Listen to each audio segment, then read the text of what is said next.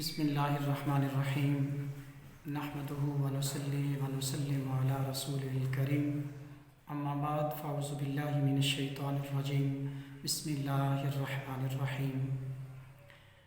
آج ہمارا موضوع روزے کا لغوی معنی اور شرعی معنی ہے۔ علامہ ابن منظور افریقی رحمۃ اللہ علیہ لکھتے ہیں کہ لغت میں صوم کسی چیز کے رکنے اور چھوڑ دینے کو کہتے ہیں۔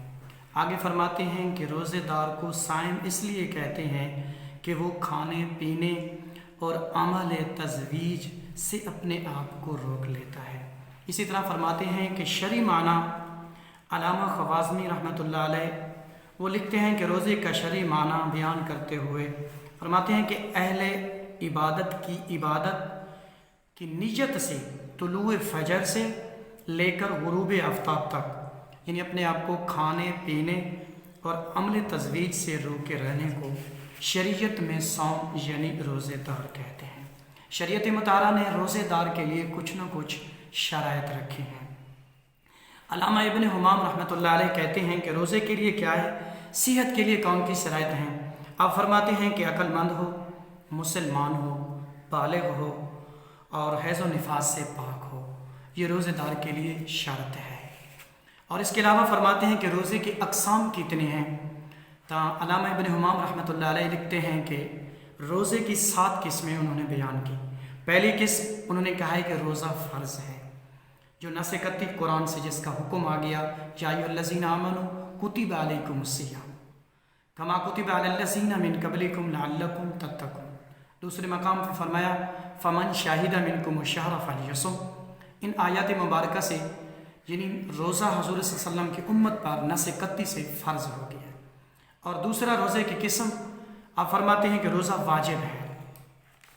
واجب کیوں ہے؟ فرمایا کہ جو نظر کے روزے ہوتے ہیں والیوم یوفو نذورہم، فرمایا معصیت سے بچنے کے بعد جو نظر کے روزے رکھتے ہیں اس کو شریعت مطہرہ نے واجب قرار دیا ہے۔ تیسری قسم پر وہ آپ لکھتے ہیں کہ روزہ سنت ہے۔ 9ویں اور 10ویں محرم الحرام کا روزہ رکھنا رسول اللہ صلی اللہ علیہ وسلم کی سنت مبارکہ ہے۔ پھر چوتھی قسم آپ فرماتے ہیں کہ مستحب روزہ۔ مستحب روزہ کیا ہے؟ آپ فرماتے ہیں کہ مستحب روزہ وہ ہے کہ ایام بیضہ کے روزے رکھنا مستحب ہیں۔ ایک دن کا روزہ رکھنا اور دوسرے دن کا روزہ چھوڑ دینا یعنی افطار کرنا، جس کو صوم داودی کہا جاتا ہے۔ یہ روزے رکھنا آقا علیہ الصلوۃ والسلام کی امت پر مستحب ہیں، ثواب کی نیت سے رکھیں گے تو سنت ہوگا۔ نفلی روزے 9ویں ذی الحجہ کا روزہ رکھنا اور ان میں سے جو روزہ مکروہ ہو نہ ہو جس دن کے، اس دن کے روزے رکھنا، یہ بھی شریعت مطہرہ میں نبی کریم صلی اللہ علیہ وسلم کی امت پر روزے رکھنا یعنی کہ نفل ہے۔ ایک قسم کا روزہ مکروہ تنزیہ بھی ہے، یعنی صرف 10ویں کا روزہ رکھنا مکروہ تنزیہ ہے، کیونکہ حضرت موسیٰ علیہ السلام کی قوم 10ویں محرم الحرام کا روزہ رکھتے تھے۔ تو حضور علیہ السلام نے جب پوچھا کہ تم 10ویں کا روزہ کیوں رکھتے ہو، انہوں نے عرض کی کہ حضرت موسیٰ علیہ السلام کو فرعون سے یعنی نجات ملی تھی، اس لیے ہم روزہ رکھتے ہیں۔ تو اللہ کے نبی صلی اللہ علیہ وسلم نے فرمایا کہ ہم تم سے موسیٰ علیہ السلام کے زیادہ قریب اور حقدار ہیں۔ تو صرف 10ویں کا روزہ رکھنا مکروہ تنزیہ ہے، اور 10ویں کے ساتھ اگر اور روزہ ملا دیں یعنی 9ویں 10ویں دونوں رکھ دیں تو پھر مکروہ تنزیہ نہیں ہوگا۔ اس کے علاوہ مکروہ تحریمی یعنی 7ویں قسم روزہ کیا ہے؟ مکروہ تحریمی ہے یعنی حرام ہے۔ وہ کون سا روزہ ہے؟ یعنی عیدین کا روزہ رکھنا، عید الاضحیٰ کا اور عید الفطر کا، یہ روزے رکھنا شریعت مطہرہ نے مکروہ تحریمی قرار دیا ہے۔ تو میں نے ابتدا میں عرض کیا تھا کہ روزے فرض ہیں۔ روزے فرض میں سے بہت ساری قسمیں ایسی ہیں جن کے روزے رکھنا رسول اللہ صلی اللہ علیہ وسلم کی امت پر فرض ہیں۔ مثلا میں عرض کرتا ہوں کہ فرض روزے یہ ہیں: رمضان المبارک کے روزے رکھنا، رمضان المبارک کی قضا کے روزے رکھنا، یہ بھی فرض ہیں۔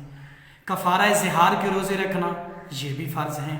کفارہ قتل کے روزے رکھنا، یہ بھی فرض ہیں۔ کفارہ قسم کے روزے رکھنا، یہ بھی فرض ہیں۔ حالت احرام میں شکار کرنے کی وجہ یعنی جزا کے روزے جو ہیں وہ، اور احرام میں احرام کے منافی کام کرنے کی بنا پر فدیہ کے روزے رکھنا، یہ سب رسول اللہ صلی اللہ علیہ وسلم کی امت پر روزے رکھنا فرض ہیں، جن کا ثبوت نص قطعی اور اجماع امت سے ہے۔